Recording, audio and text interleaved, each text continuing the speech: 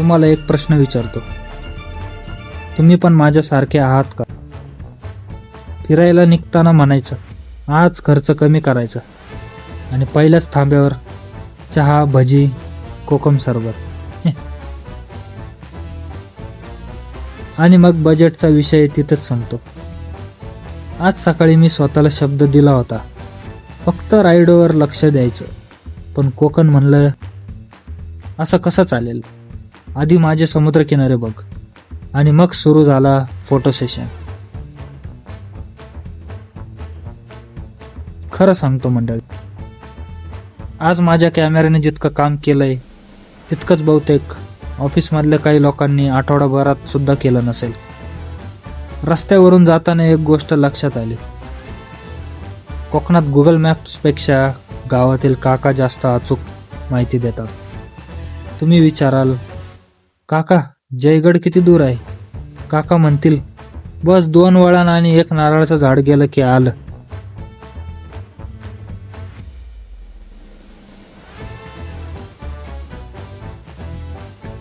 आता त्या 2 वळणाचा अर्थ 2 किलोमीटर आहे की 20 किलोमीटर हे मात्र देवच जाणं. पण हीच तर कोकणाची मजा आहे. इथे प्रवास हा फक्त एक ठिकाणाहून दुसऱ्या ठिकाणी जाणं नसतं. इथे प्रवास म्हणजे लोकांना भेटणं, समुद्र बघणं, रस्त्यांचा आनंद घेणं आणि मध्ये मध्ये स्वतःवर हसणं.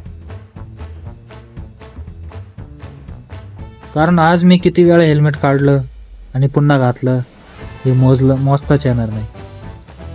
एकदा फोटोसाठी, एकदा व्हिडिओसाठी, एकदा पाणी पिण्यासाठी आणि एकदा फक्त समुद्राकडे बघण्यासाठी. हेल्मेटही आता म्हणत असेल, भाऊ तू हेल्मेट घालणार आहे की मीच हातात घेऊन फिरू? आणि अजून एक गोष्ट, राईड करताना मनात किती मोठे मोठे प्लॅन्स तयार होतात ना. आता दर महिन्याला एक ट्रिप करायची, दर आठवड्याला नवीन व्हिडिओ टाकायचा, या वर्षी पूर्ण कोकण फिरायचं. पण घरी गेल्यावर पहिले 2 दिवस फक्त झोप, मग पुन्हा रोजचं आयुष्य सुरू. म्हणूनच असे प्रवास खूप महत्त्वाचे असतात. ते आपल्याला रिसेट करतात. मोबाईल चार्ज करायला चार्जर लागतो ना, मन पण चार्ज करायला निसर्ग लागतो. आणि कोकण हा तर निसर्गाचा फास्ट चार्जर आहे. तर मंडळी, जर तुम्ही हा व्हिडिओ पाहत असाल आणि बऱ्याच दिवसापासून कुठे फिरायला गेला नसाल तर ही एक छोटीशी आठवण समजा. काम कायम असणार, व्यस्तता कायम असणार, पण आठवणी तयार करण्यासाठी वेळ काढावाच लागतो. चला आता पुन्हा बाईक स्टार्ट करूया. समुद्र अजून सोबत आहे, रस्ता अजून बाकी आहे आणि आपल्या कोकण कोस्टल राईडची मजा अजून शिल्लक आहे.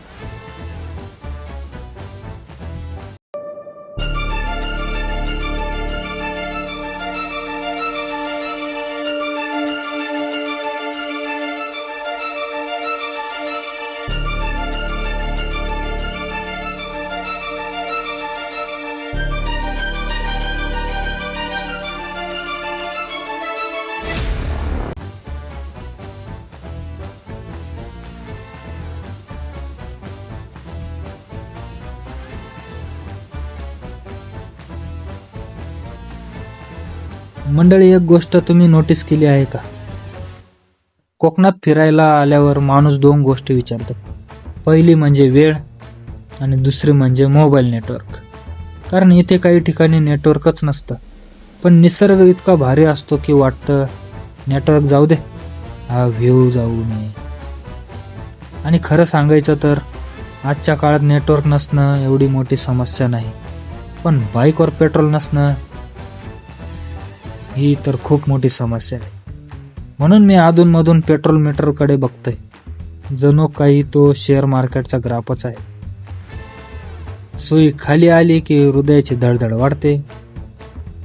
आता हा समुद्र बघा, हजारो वर्षापासून इथेच आहे.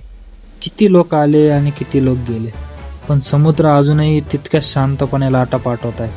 आणि आपण एक रीलला 100 व्ह्यू कमी आले की टेन्शन घेतो. कधी कधी वाटतं समुद्राकडून खूप काही शिकण्यासारखं आहे. तो कधी घाई करत नाही, पण सतत पुढे येत राहतो. अरे वा, पुन्हा मोटिवेशन सुरू झालंय वाटतं. चला विषय बदलू. आज मी इतके फोटो काढले आहेत की घरी गेल्यावर फोटो सिलेक्ट करायला 1 दिवस लागणार आहे.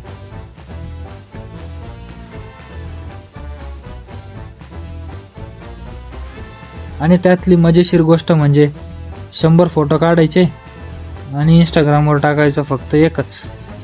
बाकीचे फोटो गॅलरीमध्ये कायमचे निवृत्त होतात.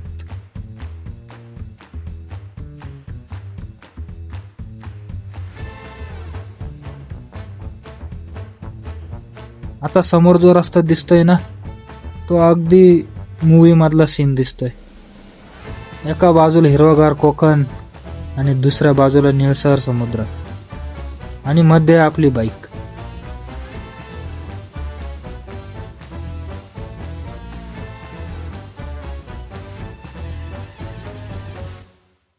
फक्त बॅकग्राऊंडला एखादं सिनेमॅटिक गाणं वाजायला हवं. पण यूट्यूब कॉपीराईट स्ट्राईकच्या भीतीने आपण फक्त बाईकचा आवाज ऐकतोय. मंडळी, एक कबुली देतो. प्रवासात मी ठिकाण कमी आणि चहाच्या टपऱ्या जास्त लक्षात ठेवतोय.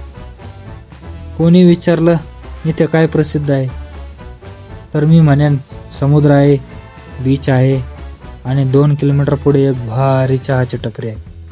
कारण प्रत्येक रायडरला माहीत आहे, लॉंग राईडमध्ये चहा म्हणजे पेट्रोल नंतरची दुसरी गरज.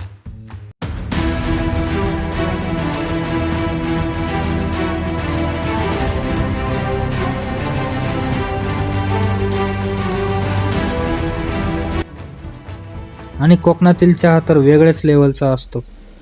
समुद्राच्या वाऱ्यासोबत घेतलेला 1 कप चहा हा पण एक अनुभव असतो.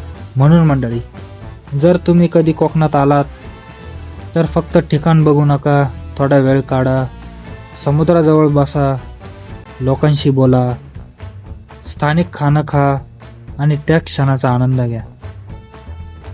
कारण शेवटी प्रवास संपतो, पण त्या आठवणी कायम सोबत राहतात. चला आता पुढच्या वळणाकडे जाऊया. कारण कोकणात कोणत्या वळणानंतर सर्वात सुंदर दृश्य दिसेल हे कधीच सांगता येत नाही.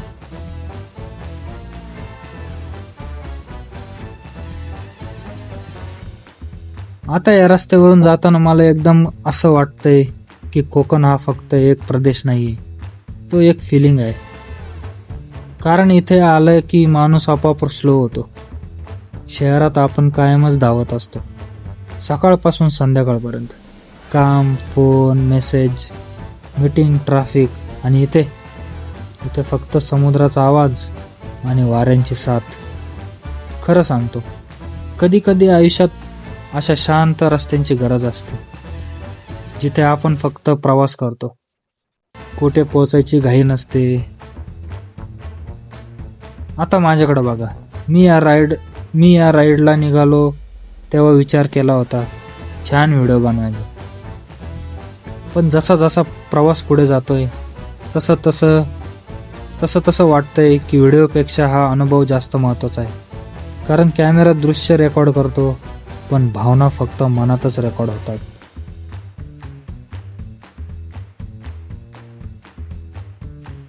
आणि हो, एक मजेशीर गोष्ट सांगतो. व्लॉगिंग सुरू केल्यावर एक नवीन सवय लागली.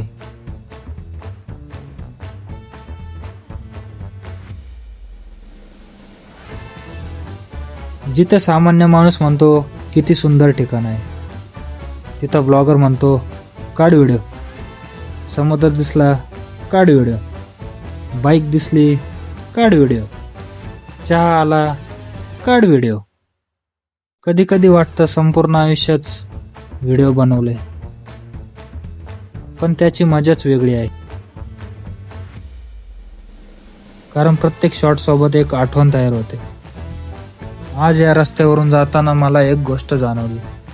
आपण अनेकदा मोठ्या आनंदाच्या शोधात असतो, पण खरा आनंद अशा छोट्या छोट्या गोष्टींमध्ये असतो. समुद्राच्या काठ्याने बाईक चालवणं, रस्त्यात एखाद्या टपरीवर चहा पिणं, सूर्यास्त बघणं किंवा मित्रांसोबत विनाकारण हसणं. हे क्षण साधे असतात, पण आयुष्यभर लक्षात राहतात. आणि मंडळी, तुम्हाला माहित आहे का, या संपूर्ण राईडमध्ये माझा सर्वात मोठा शत्रू कोण आहे? डास नाही, ऊन नाही, तर ती आहे मोबाईलची बॅटरी, तर ती आहे कॅमेऱ्याची बॅटरी. कारण बॅटरी 20% खाली आली की ब्लॉगरच्या चेहऱ्यावर आनंद 50% कमी होतो.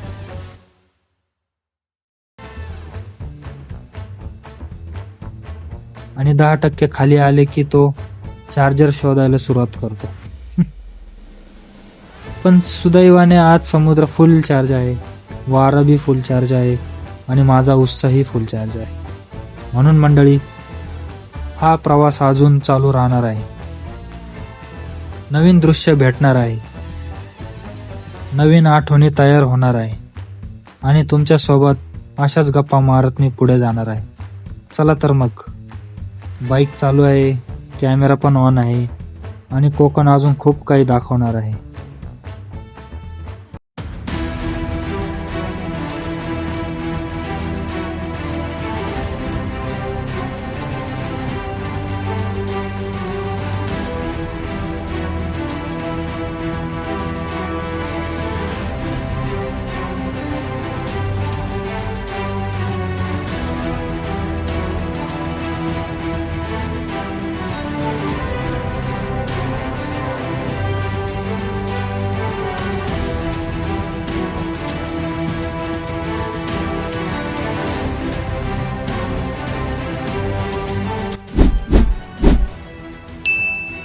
Full video available on YouTube.